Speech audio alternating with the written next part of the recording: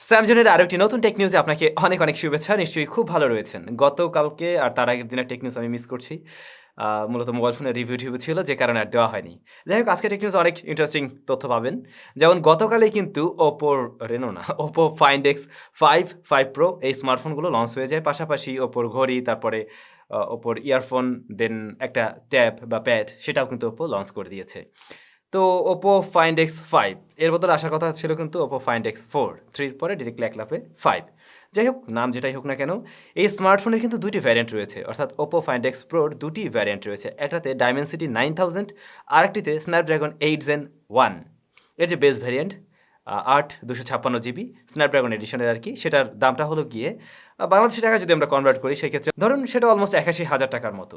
যদিও এই ফোন চায়নাতে এবং গ্লোবাল মার্কেটে উভয় জায়গায় কিন্তু লঞ্চ হয়েছে। আর যেটা ডাইমেনসিটি এডিশন, ওইটার দাম তুলনামূলকভাবে কিছুটা কম, ওই ৫-৭ হাজার টাকা কম রয়েছে।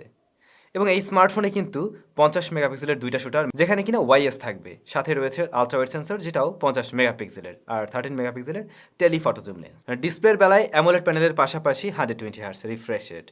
আর Oppo Find X5 যেটা, ওই স্মার্টফোনে কোয়ালকম স্ন্যাপড্রাগন 888 লাস্ট ইয়ারের স্ন্যাপড্রাগনের ফ্ল্যাগশিপ প্রসেসরটি রয়েছে, যার দাম বাংলাদেশি টাকায় কনভার্ট করতে গেলে অলমোস্ট ৫৪,০০০-৫৫,০০০-এর মতোই।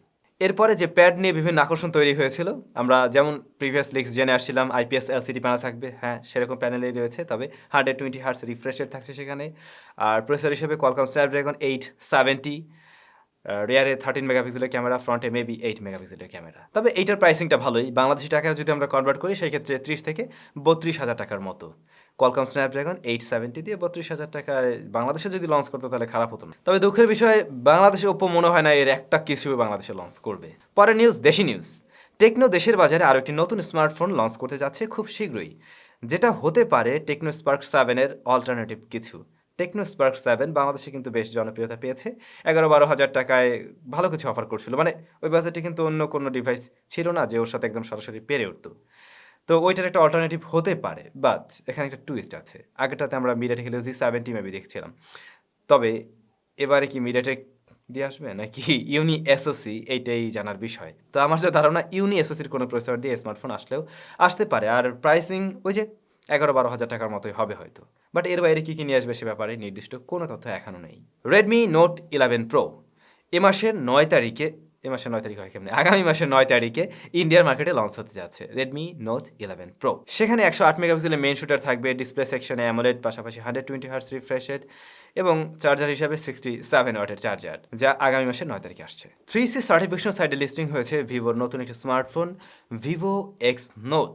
এটা ফোন নাকি ট্যাব বুঝলাম না, সাইজ হলো, ডিসপ্লের সাইজ হলো আর কি 7 ইঞ্চ, যা 2K রেজুলেশনের। এতে প্রসেসর হিসেবে থাকবে কোয়ালকম স্ন্যাপড্রাগনের 8 Gen 1। ক্যামেরায় অনেকগুলো আছে, 50, 48, 12, 8, কোনটা কি এখনও জানা নেই। আর ব্যাটারি হলো 5000 mAh, সেই সাথে 80 ওয়াটের চার্জার রয়েছে, 80 ওয়াটের চার্জার। ভিভোর নতুন কোনো বড়সড় ফোন মনে হয়।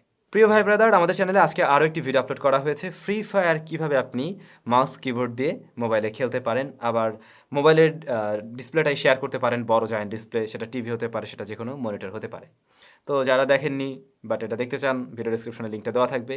তবে অনেকেরই কমেন্টস পেলাম এবং জানতে পারলাম যেটা, আমরা ওখানে মূলত অক্টোপাস অ্যাপসটা ইউজ করে আর কি এই কাজটা করি। তো এটাতে নাকি অনেক সময় আইডি ব্যান হওয়ার একটা পসিবিলিটি আছে, এরকম অনেকে কমেন্টস করছেন।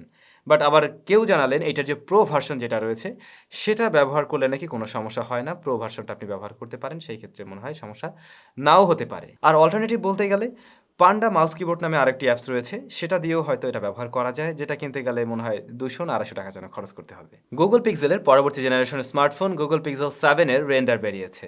দেখতে অলমোস্ট 6-এর মতোই লাগছে না, বিশেষ করে রেয়ার প্যানেলটা তো অলমোস্ট সেরকমই, ইভেন ফ্রন্ট প্যানেল দেখতে এরকম। তবে শিওর না আসলে এই রেন্ডার কতটুকু সত্যি বা একদমই এরকম লুকস আসবে কিনা।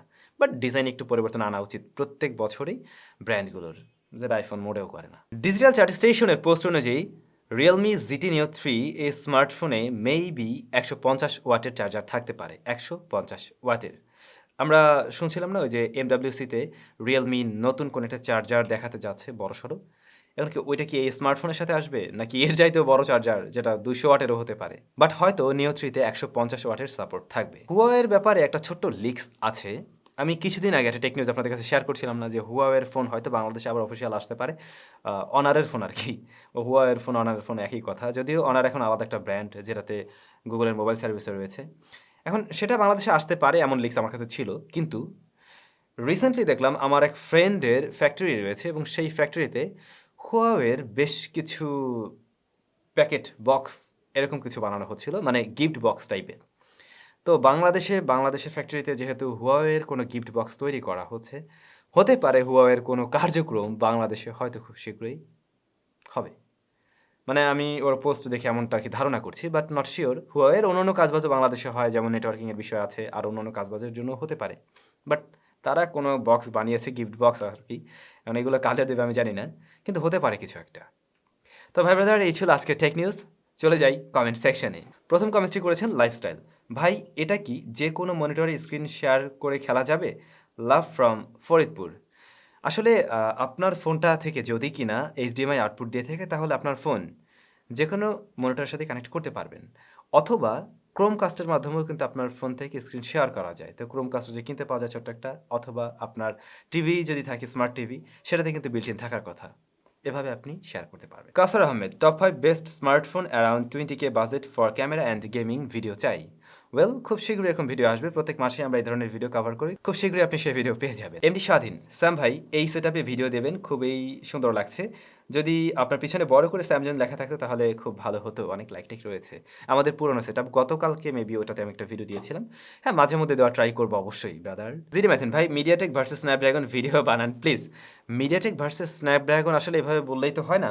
হ্যাঁ, স্বাভাবিকভাবে একটা বানানো যায় ঠিকই, কিন্তু যদি আমরা বাজেট ধরি, যেমন ধরুন 15,000 টাকা বাজেটে মিডিয়াটেকের সেরা প্রসেসর ভার্সেস স্ন্যাপড্রাগনের সেরা প্রসেসর, অথবা আমরা 20,000 টাকায় যাই, অথবা একদম টপ লেভেলে Snapdragon 8 Gen 1 versus MediaTek Dimensity 9000।